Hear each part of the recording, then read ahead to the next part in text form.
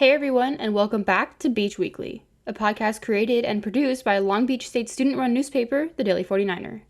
I'm your host, Daily 49er news editor, Julia Terbeche. Check out our content at daily49er.com, where you can read campus and Long Beach-related news, sports, arts and life, and opinions, as well as multimedia content, including more podcasts, videos, and photo galleries. This is the lowdown for all things CSULB. Without any further ado, let's dive into the news.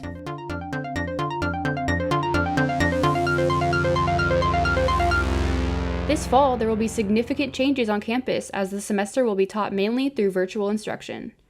Compared to the usual daily attendance of 25,000 students and faculty, only 1,000 individuals are projected to come to campus per day, according to President Jane Close Connolly. Connolly is aiming to have a bubble-like safety model for CSULB with only students and university employees allowed on campus. There will be distancing regulations, frequent cleaning crews, and several buildings closed off completely. The university will be closed to the public, and anyone coming to campus will be required to complete a health screening and wear a mask. Only 348 students will be living in on-campus housing this fall and will each be in single rooms. This is a significant decrease compared to the 2,500 dorm residents normally at Long Beach State. With no communal dining halls and only a few campus food locations open, all meals will be grab and go. In other news, after a long-winded voting process and identity crisis, CSULB has finally landed on its new mascot, LB the Shark. The name LB is spelled E-L-B-E-E and refers to the letters L and B in Long Beach. Students voted last year to replace the former mascot, Prospector Pete, who had been the university's mascot since it was founded in 1949. Pete is a controversial figure in the beach community, with several alumni still vouching to be considered 49ers, while others avidly reject Prospector Pete's association with the gold rush and view him as a symbol of the oppression of natives. Read more about LB the Shark in the Daily 49er at daily49er.com. In addition to changes on campus, there will be significant changes to the university's parking programs, including a new monthly permit, several lot closures, and terminated shuttles. Lots G1, G5, G6, G13, E1, and E11 will be closed for the fall semester.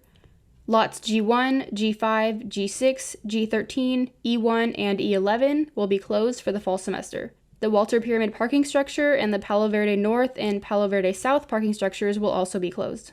The new permit is a $40 per month parking pass that will grant students the same access a normal parking permit would. The only difference is that it's a month-by-month option. If students still wish to purchase the regular semester-long permit, they may do so at a cost of $175, which is a $20 increase from last academic year. The monthly permit can be beneficial for students who may not come to campus often but want to avoid paying the $10 daily fee each visit. Other parking permit price changes include a $25 increase for residential permits, an $8 increase for community permits, and a $20 increase for motorcycle permits. Due to a decrease in students on campus and an attempt to maintain physical distancing standards, the Los Coyotes shuttle route has been terminated, and several shuttles will not be running, including the Beachside Shuttle, the West Loop Shuttle, the East Loop Shuttle, and the Campus Tripper. And now for the latest in beach athletics, I'll hand it over to our very own Daily 49er sports editor, Jacob Powers. Thanks, Julia. Welcome back to the beach, sports fans.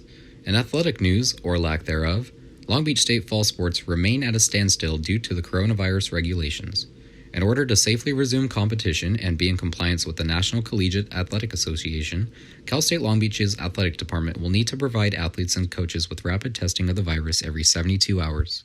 According to Athletic Director Andy Fee, with the lack of funding making it impossible to deliver these rapid tests, beach athletics have not been approved to resume. Another hurdle facing the athletics department is safely designing protocols for each of the 19 sports teams to resume practices. To move forward, coaches may have to break down their teams into cohorts of up to 6 athletes who will practice and run through drills together. To assist in getting the teams back on the field, the department is currently holding meetings in a safe space, staying socially distanced, and taking extra sanitary precautions, such as wiping the ball down in equipment mid-practice. Well, that wraps things up for sports this week. I'll hand it back over to Julia to close things out. Thanks, Jacob. Now, here's a message from Daily 49er Editor-in-Chief, Madalyn Amato. We're sure many of you are asking yourselves, what the fuck just happened? We here at the Daily 49er are asking ourselves the same thing. The past 5 months have been incredibly challenging for all of us, and with the start of a mainly virtual semester, things are about to get even more difficult. That being said, we here at the Niner want to assure you, our community, that just because the way we're doing our job is changing, our job itself isn't. Things will be different this semester. For the first time in our nearly 71-year history, the Daily 49er will not be producing a printed copy of our publication and will remain completely online. To compensate for the loss of a physical print version, we will continue to publish a digital copy of our print edition online at issue.com and maintain a 24-hour news cycle on our website at daily49er.com. Our dedication to providing up-to-date, fresh, and important information, however, is unfazed by this change in distribution. We're going to be exploring topics in new depths and discussing issues that affect us all, like race and racism, mental health, and plenty more. The Daily 49ers mission statement is to be the voice of the student body on campus, and we strive to continue to maintain that mission, even from afar. That wraps things up for this episode of Beach Weekly. I've been your host, Julia. Tune in next time for more updates, and thanks for listening.